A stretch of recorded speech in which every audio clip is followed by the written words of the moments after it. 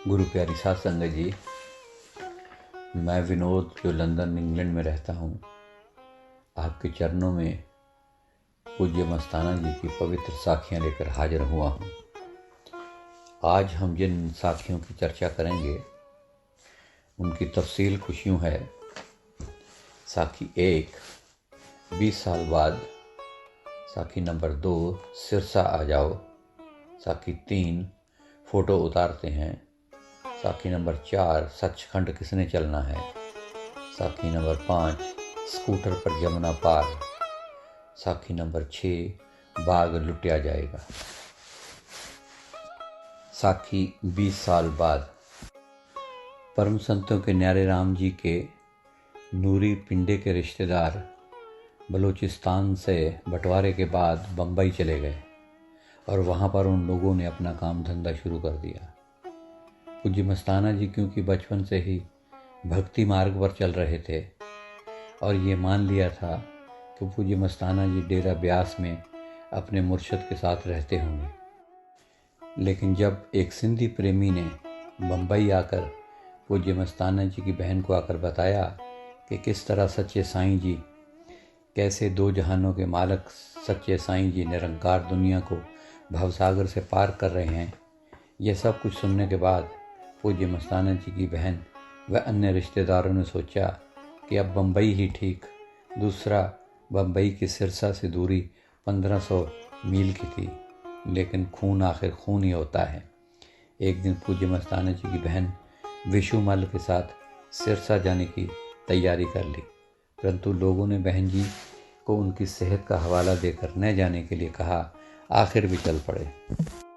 जब वे दोनों सिरसा डेरा में पहुँचे तो बेपरवाही नूरी हुक्म हुआ कि इनको डेरे में मत आने दो। इतनी देर के बाद बहन जी मिलने आई थी और वह भी बीमारी में इतनी दूर से। अब कोई चारा न था। माता जी का दिल टूट सा गया। बम्बई जाने की बजाय वो वापस मथुरा चले गए और साथ में विशुमल भी थे, परंतु वहाँ भी कितनी देर रहा जा सकता था। कुछ समय बिताने के बाद दिल्ली आ गए और फिर सिरसा जाने वाले बस स्टैंड पर जाकर साईं दीनदयाल जी के बारे में पूछते रहे। वहाँ कई प्रेमी मिले और उन्होंने बेपरवाह मौज दातार जी के बारे में बताया। बातें सुनने पर वे फिर उत्साहित हो उठे, लेकिन जाने की हिम्मत न होती थी। आखिर तड़प लगी और फिर रोना निकल गया। एक दिन हार कर फिर सिरसा को चल पड़े, परंतु दिल की धड़कन फिर तेज हुए जा रही थी कि उनको फिर से इनकार न हो जाए, लेकिन फिर भी चल पड़े। डेरा में पहुंचने पर मालूम पड़ा कि दादाजी नौहर गए हैं। वहां पहुंचे। सोने सत्संग के लिए दादाजी विराजमान हुए। माता जी को दर्शन करने की हिम्मत न थी। अपना मुख छुपाई जा रही थी और जार जार रो रही थी। सत्संग के बाद सतगुरु अंतर्जामी बेप्रवाह जी ने बहुत प्यार दिया और काफ़ी देर तक बातें करते रहे। माता जी दातार सतगुरु जी के वचन याद आए। बलूचिस्तान में साईं दातार जी ने माता जी को अपने मुर्शिद के पास ले जाना चाहते थे, लेकिन माता जी मानते नहीं थे, क्योंकि माता जी उस समय बच्चों में और परिवार में काफ़ी दिलचस्पी लेती थी। और साईं जी जिंदाराम ने यह वचन फरमाए थे कि अब के बिछड़े 20 साल बाद मिलेंगे। पहली बार जब माता जी आए तो स्वामी सच्चे प्रीतम जी ने वापस भिजवा दिया था, क्योंकि अभी 20 साल पूरे होने में 2 माह रह गए थे। साखी सरसा आ जाओ। बम्बई से रामामल, श्री मंगूमल और श्री उत्तम चंद जी सिरसा जाने का प्रोग्राम बनाते हैं, परंतु फिर इतनी दूर जाने से घबरा गए। कुछ समय के बाद एक सिंधी प्रेमी उनके पास आया और पूछा कि अभी गए हो कि नहीं। जब पता चला कि वे अभी तक नहीं गए तो उन्होंने कहा, तुम्हारी तो किस्मत ही ख़राब है। वहाँ जाकर देखो क्या बाग बहारियाँ लगी हुई हैं। वहाँ तो सोना चांदी लुटाए जाते हैं। यह सब सुनने के बाद उन्होंने दादाजी को एक ख़त लिखा, जिसमें सिरसा आने के लिए हुक्म पाने के लिए प्रार्थना रखी। उत्तर आया, जैसे बाकी संगत पर सत्संग पर आती है, तुम भी आ सकते हो। उत्तर पाते ही जाने की तैयारी कर ली, परंतु दिल में ख्याल आया कि इतनी दूर जाएंगे, खर्च भी बहुत हो जाएगा। जाने में 2 दिन रह गए। दोनों दिनों में उनकी कमाई इतनी हुई कि रकम काफ़ी थी। यह कौतुक देखकर उनके मन में कुछ विश्वास पड़ा। श्री उत्तम चंद जी ने सोचा कि हम लोग तो मांस इत्यादि खाते हैं, चाय और सिगरेट का तो हिसाब ही नहीं, ये सब कैसे छूटेंगे। हौसला बढ़ा और चल पड़े और डेरा पहुँचे। दिल में कई प्रकार के ख्याल आ रहे थे। उत्तम चंद के दिल में ख्याल आया कि वह मांस शराब तो जरूर छोड़ देगा अगर उसे नाम मिल गया। डेरे में पहुंचने के बाद खुशी बढ़ती गई। दातार प्रभु जी ने उन्हें अंदर के लिए हुक्म फरमाया। धन धन सतगुरु व नमस्कार किया। उसके पश्चात बड़ी देर तक बातें होती रहीं। फिर दाता गरीब नवाज जिंदा राम जी गुफा की तरफ चल पड़े और अपने मुखारबिन से फरमाया, उत्तम तुमको नाम देंगे। अपने मन की बात जब साईं जी के नूरी मुख से सुनी तो उसे पूर्ण विश्वास हो गया कि वह अपने मामा जी नहीं बल्कि परमेश्वर जी से बातें कर रहा है।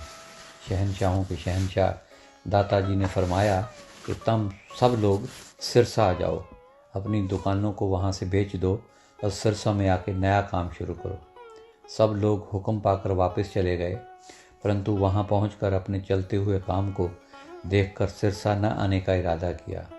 लेकिन केवल 4 महीनों में ही उनका काम इतना कम पड़ गया। पहले तो वे समझ रहे थे कि काम बढ़ता है चढ़ता है, लेकिन बहुत कोशिश के बावजूद भी कोई बात ना बनी और आमदन में कोई फर्क ना पड़ा। तो सुने सतगुरु दातार जानी जान जी के वचन याद आए जो उन्होंने नहीं माने थे।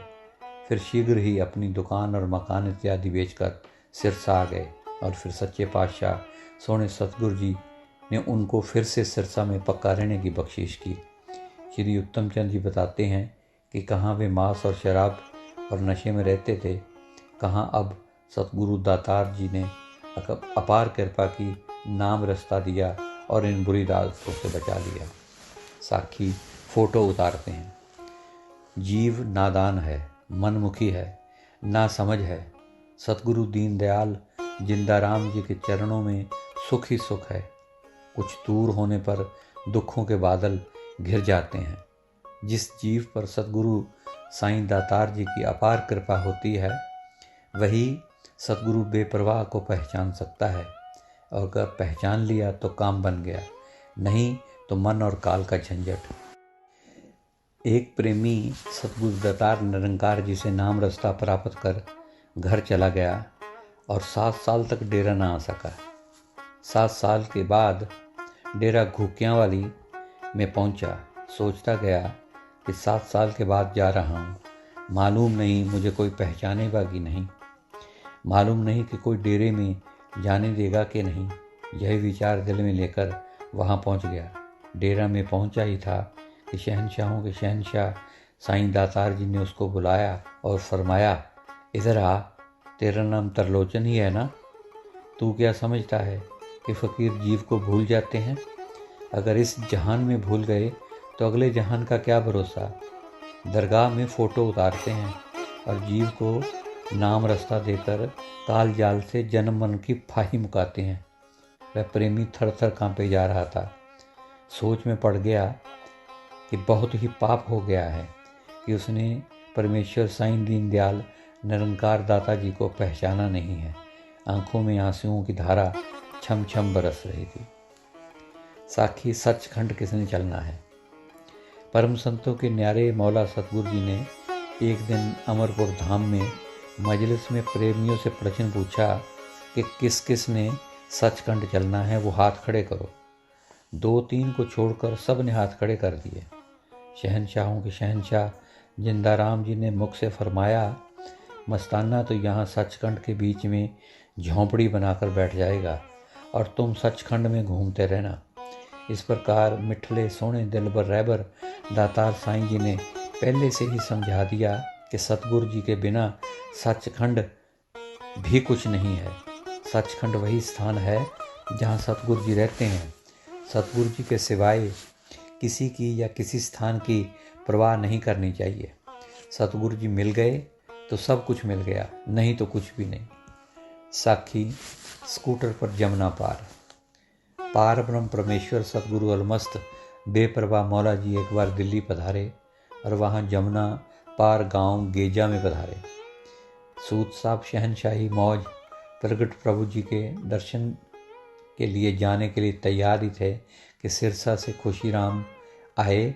उन्होंने पतित पावन शहनशाहों के शहनशाह न्यारे राम के पास जाने के लिए कहा कि दोनों स्कूटर से चलते हैं।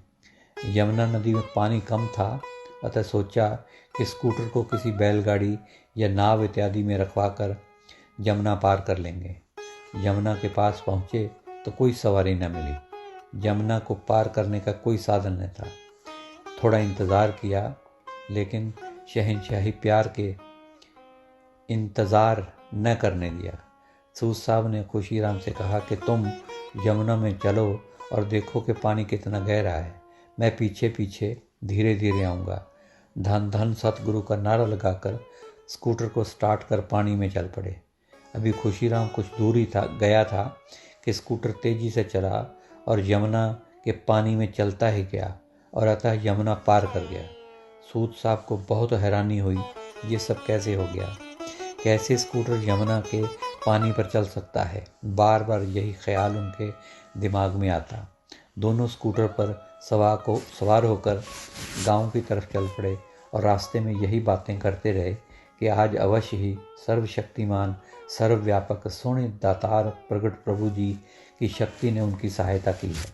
इधर गांव में सच्ची सरकार साईं जी ने फरमाया कि खुशीराम व सूद जब भी पहुँचे उन्हें अंदर भेज दो। जब वे पहुँचे तो निरंकार परमपिता दातार जी का शहनशाही हुक्म प्राप्त हुआ। शीघ्रता से वे अंदर चले गए और स्कूटर को बंद भी न किया। अंदर पहुँचे, सच्चे पातशाह सतपुरुष साईं जी विराजमान थे। दोनों ने धन धन सतगुरु बुलाई। शहनशाहों के शहनशाह साईं जी ने फरमाया, पुत्र तुम आ गए, कैसे आए? उन्होंने प्रश्न को ही ठीक न सुना और उत्तर दिया, साईं जी दिल बहुत करता था। साईं जी भोले बनते हुए फरमाने लगे, काहे पे आए और किधर से आए? उत्तर दिया, जिस स्कूटर पर यमुना में से। साईं जी फिर भोले बनते हुए फरमाया कि इस गधे पे आए हो? अच्छा, पर उधर तो दरिया आता है। सूद साहब ने कहा कि हमने सोचा कि दरिया पार करने के लिए स्कूटर को बैलगाड़ी पर रख लेंगे और इधर आ जाएंगे, लेकिन कुछ न मिलने पर स्कूटर को चला कर आ गए हैं। शहनशाही मौज नूरी दाता ने मिठले सोने जलाल में थे और फरमाया कि हाँ, तू तो बोलेगा कि मैं स्कूटर को दरिया से कट कर ले आया, पर ऐसा काम न करया कर, हमको तकलीफ़ होती है। अलमस्त बेपरवाही गरीब नवाज अंदर वाले न्यारे राम जी ने इस बात का निर्णय किया कि अंदर वाले जिंदाराम साईं जी ने ताकत देकर ही स्कूटर पार करवाया, नहीं तो क्या से क्या हो सकता था। साखी बाग लुटिया जाएगा। शहनशाहों के शहनशाह साईं जी गंगानगर पधारे। वहाँ से चक नारायण सिंह पहुँचे, मजलिस फरमाई और फिर कुछ संगत को लेकर चल पड़े। वहाँ एक बहुत बड़ा बाग था जिसमें कि संतरा और माल्टा इत्यादि के वृक्ष फलों से लदे हुए थे। सच्ची सरकार प्रगट प्रभु जी ने माली को बुलाया और पूछा, क्या बाग बेचोगे? जब उसने हाँ की तो उससे दाम पूछा और माली ने 5,000 रुपये बताया। शहनशाह गरीब निवाज साईं जी ने उसे 500 रुपये अधिक दिए। माली जो सोच रहा था कि सौदा कुछ कम यानी 45 रुपये तक हो जाएगा, 500 रुपये अधिक देखकर हैरान हो गया और जिंदाराम बेपरवाह जी की तरफ एक टक देखने लग पड़ा। यह जिंदाराम प्रगट प्रभु जी की सोनी मोनी मस्तो मस्त नुराली जलाल से बिल्कुल भरे हुए नूरानी चेहरे की तरफ देखे जा रहा था। उस आकर्षण शक्ति ने उसे अपनी तरफ से अंदरूनी आकर्षण दे रखा था। फलों का सौदा हो चुका था। निराले राम सोने मिठले पाशाह साईं जी ने श्री गंगानगर व आसपास के गांवों में मुनादी द्वारा लोगों को बाग लुटाए जाने के बारे नूरी हुक्म फरमाया। माली उस समय वहीं खड़ा था। उसकी दशा देखने लायक थी, क्योंकि उसका ख्याल था कि वे यहाँ से फल ले जाकर बेचेंगे और मुनाफा कमाएंगे, लेकिन यहाँ तो बाग के फलों को लुटाना था। मुनादी के बाद हर की ज़ुबान पर एक ही बात थी कि यह बाग लुटाने वाली बात तो बिल्कुल निराली है। अवश्य ही कोई निराली व अद्भुत खेल है, लेकिन यह निराली बात करने वाला कौन है? करते करते सबको पता चल गया कि निराली मौज डेरा सच्चा सौदा के अलमस्त मौला फ़कीर हैं। कई जानते थे कि उनके शहर में परम संतों के न्यारे राम जी के पधारने की आशा है। जिनको पहले पवित्र दर्शन प्राप्त न हुए थे, आपस में सदा यही बात करते थे कि वे सच्चा सौदा के मस्त मौला फ़कीर कब पधारेंगे। जो जानते थे उनके पास भीड़ लग जाती और वे निरंकार सच्चे सोने मिठले पातशाह साईं जी के बारे में बताते न थकते। इसी में उन्हें अंदरूनी खुशी प्राप्त होती। सारा दिन शहर में चर्चा का विषय यही था। अतः भिन्न भिन्न प्रकार के लोगों ने अगले दिन जाने का निश्चय किया। बहुत से लोग सुबह से ही आने शुरू हो गए। हर कोई आदमी अपने स्वाद के हिसाब से बाग से फल तोड़कर खा सकता था या ले जा सकता था। दीनदयाल सतगुरु जी ने सबका ध्यान फलों की तरफ लगा दिया और अपनी पवित्र नूरी दृष्टि फलों पर डाली हुई थी। सतगुरु प्रकट प्रभु जी वहीं विराजमान थे। सबको खुशियां लुटा रहे थे। किसी प्रकार की कोई रुकावट न थी। मन भत्ता फल खा और साथ ले जाते हुए पूछते कि लुटाने वाले के दर्शन तो करवा दीजिए। दर्शन पाते ही वह फलों को भूल जाते और दिलों में प्यार व मस्ती लेकर जाते। बहुत ही अद्भुत अवर्णनीय दृश्य थे। 3 दिन तक यह काम चलता रहा, लेकिन फल खत्म न हुए। सब हैरान थे। 3 दिन में हजारों लोग आए, परंतु फल समाप्त न हुए। यह शहंशाहों के शहंशाह दातार निरंकार जी की इलाही व निराला खेल था, जो कि नादान नासमझ लोगों की बुद्धि से बाहर था। कई अन्य प्रेमियों को जब पता चला कि सच्ची सरकार सतगुरु जी गंगानगर गए हुए हैं, तो वे कैसे रुक सकते थे। वे भी आए। उन्होंने फलों का शहंशाही राज्य किया। यद्यपि बाग कुछ बड़ा था, लेकिन जितनी दुनिया भी आई, यह लग रहा था कि यह जिंदा ताकत गरीब नवाज जी का गैबी खजाना है। मेहर यहाँ भी हुई है। नौहर, भादरा, लालपुरा व दूर दूर से प्रेमी आए और राज्य किया। जब यह काम 10 दिन तक चलता रहा, अभी तक समाप्त नहीं हो रहा था, तो हाजिर नाजिर जिंदाराम साईं जी ने फल तोड़वाने का नूरी हुक्म फरमाया। वहाँ एक बहुत बड़ा सा ढेर लग गया, तो बोरियां भरवाई गई। हर बोरी में 1 मन फल डाला गया और हर बड़ी संगत प्रेमी को 1-1 बोरी दी गई और ये काम भी समाप्त हो गया। अलमस्त जिंदाराम जी ने नूरी वचन फरमाया, जैसे यह बाग लुटिया गया, वैसे तुम्हारा बाग भी लुटिया जाएगा। हर वक्त मौत और मालिक को याद रखो। जो दम गुजरे मौला, नाड़ ओही अच्छा है। फिर फरमाया, इक ना भुल्ला चाहे जग सारा। नारायण से चक में परम संतों के न्यारे राम कई दिन रहे और न्यारी और निराली मौजें लगाईं। फिर प्रतिदिन जीव द्वारा शहर में पधारते और अद्भुत निराले ढंग से जिंदाराम की जय जयकार करवाते। जब जीप शहर में आती, केवल 5 ही मिनट में लोगों को पता चल जाता कि बाग लुटाने वाले सिरसा सच्चा सौदा वाले बाबा जी सतगुरु आ गए हैं। पहले दिन शहर में शहनशाहों के शहनशाह गरीब निवाज परम संतों के न्यारे राम साईं दातार जी एक फलों की बहुत बड़ी दुकान पर पहुंच गए और दुकानदार से पूछा कि सारा फल कितने का है। उसने बताया कि 200 रुपये का है। गरीब निवाज मिठले सोने सच्चे पातशाह जी ने फरमाया कि ये लो, तुमको 210 रुपये देते हैं।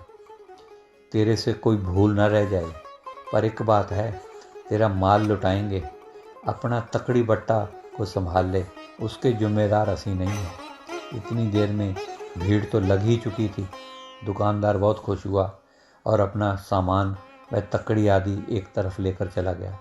निरंकार स्वामी जी का नूरी हुक्म हुआ कि लूटो जिंदाराम का संतरा, माल्टा, सेब, नाशपाती। बेपरवाह जी का हुक्म पाते ही सारे लोग भागते और फलों को लूटते। ऐसे नज़ारे आप ही करवाकर परमपिता प्रगट प्रभु जी बच्चों को फलों के लिए झगड़ता देखकर बहुत खुश होते। वे अंत में शहनशाही वचन फरमाते, देखो भाई, लूट लगी है, ऐसे ही मौत एक दिन आएगी और ऐसे ही लूट कर ले जाएगी। दुकान लुटा दी। फिर किसी दुकान से सेब और मतीरे लिए और फल खरीद कर जीप में रख लिए। जिन जिन पर अपार कृपा करनी होती रुक रुक कर फल बांटते जाते, क्योंकि सारे शहर में शोर मच चुका था। जो भी पवित्र हाथों से फल प्राप्त करता वह बहुत ही प्रसन्न होता और शहंशाहों के शहंशाह साईं जी के नूरानी जलाल पवित्र चेहरे की तरफ निहारता और इसमें उन्हें अंदरूनी खुशी व मस्ती प्राप्त होती। मिठले मुर्शिद सच्चे पातशाह गरीब निवाज साईं जी फरमाते, खुश हैं ना? तो वे उत्तर देते कि हाँ जी, बहुत खुश हैं। तो सुखदाता पतित पावन प्रगट प्रभु जी फरमाते, दुनिया में सबसे बड़ा पुण्य किसी को खुश करना है। चेतन को खुश करना पुण्य है। जड़ को पूजते हो वह पाप है और जो दुनिया करती है वह माया के लिए करती है। अगले दिन श्री गंगानगर में गोल बाजार में पधारे। वहाँ एक कपड़े की दुकान को खरीदा और कपड़ा लूटने के लिए फरमाया। वही रौनक, वही प्यार, वही खुशियाँ, वही मस्तियाँ। लेकिन काल की ताकत तो दुखी हो रही थी कि जिंदाराम की जय जयकार क्यों की गई है। लेकिन जिंदाराम आप प्रकट हुए हैं, अतः काल कुछ न कर सकता था। वैसे उसने पूरा जोर लगाया। जब कपड़ा बांट रहे थे तो काल ने पुलिस भेजी। बहुत भीड़ तो पहले ही थी, अब कुछ और हो गई। हाजिर नाजिर जिंदाराम जी बेपरवाह जी जीप में खड़े होकर फरमाना शुरू किया कि कोई बोलता है कि मस्ताना जासूस है, कोई बोलता है कि मास्टर तारा सिंह का आदमी है, कोई बोलता है कि मस्ताने के पास नोटों की मशीन है। ये तुम्हारे को देखने वाली आँख नहीं है, ये सब कुछ इसरार करता है। ये बाजी वही समझ सकता है जो आँखों से ऊपर आए। यूं ही वचन फरमाए, नूरी दृष्टि लोगों पर डाली। सारे लोग धन धन सतगुरु तेरा ही आसरा का नारा लगाने लगे। इसी स्वर में काफ़ी देर तक आकाश गूंजता रहा। लोग सतगुरु दातार मिठले पातशाह जी गरीब नवाज जी के पीछे हो लिए और एक बहुत बड़ा भारी जलूस की शक्ल में उन्होंने जिंदाराम जी की निराली शान की खुशियाँ प्राप्त की। गोल बाजार से जलूस की शक्ल में लोग जीप के आगे और पीछे चल रहे थे और खुशियाँ प्राप्त कर रहे थे। यह दृश्य भी बहुत खूबसूरत था, क्योंकि जुलूस का प्रोग्राम अद्भुत तरीके से जिंदा ताकत ने किया। समर्थ मिठले सोने सच्चे साहब सतगुरु गरीब निवाज साईं जी के साथ नाचते गाते खुशियों से भरपूर रेलवे स्टेशन की तरफ चल पड़े। वहाँ पर एक बहुत बड़ी भुजिया की दुकान थी। उस दुकान वाले से शाहों के शाह प्रीतम जिंदा खुदा अलमस्त मौला जी ने सब संगत को आधा आधा पाव भुजिया देने के लिए फरमाया। ऐसी मौजें व निराले खेल हर क्षण हर पल होते रहे और शहर के लोग तो दीवाने हो रहे थे। बाकी सब दुनियाई भी काम काजों को भूल चुके थे और पता चलने पर जहाँ भी शहनशाहों के शहनशाह गरीब निवाज पतित पावन साईं जी जाते वहीं पहुँच जाते। श्री देवपाल ने प्रार्थना की कि उनके घर में पवित्र चरण डालें। गरीब निवाज सोने मोने नूरी जलाल से भरे हुए साईं दातार जी ने इस गांव के प्रसिद्ध पुजारी की प्रार्थना स्वीकार की और मंदिर में पधारे। पूज्य मस्ताना जी ने फरमाया कि इस मूर्ति को आदमी ने गढ़ा है, जिसने इंसान को बनाया है। वह गैबी ताकत सतगुरु अंदर बैठी है। ये चेतना आत्मा है और जड़ में लगा हुआ है। मुआ आदमी कैसे जिंदा को मिल सकता है? पत्थर पूजने से पत्थर बनेगा, पानी पूजने से मच्छ बनेगा, पीपल पूजने से पीपल बनेगा। जो आत्मा का परमात्मा पूजेगा वह परमात्मा बन जाएगा। जैसा इष्ट करेगा वैसा ही हो जाएगा। मंदिर के पुजारी ने जब यह बात सुनी तो वह थोड़ा कांप उठा। पुजारी के शिष्य तो उस समय अधिक मात्रा में मंदिर में थे।